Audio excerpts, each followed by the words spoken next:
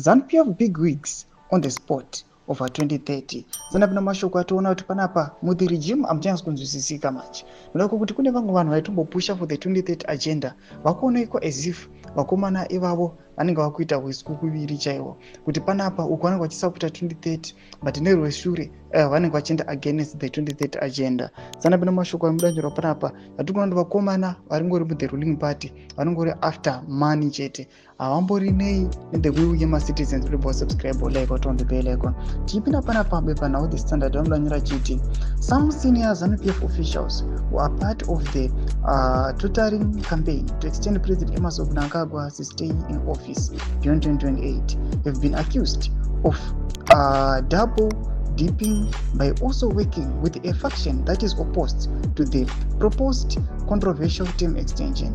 Mnangagwa, who is 82, who is serving his last 5-year term in terms of Zimbabwe's constitution, a fortnight ago said he will not change his mind about retiring when his term is up, in a statement that sucked life out the campaign for him to rule until 2030. Masvingo and the Midlands province, where the ZANU-PF leaders enjoy bigger support, have been vocal in their campaigns for him to hang on to power.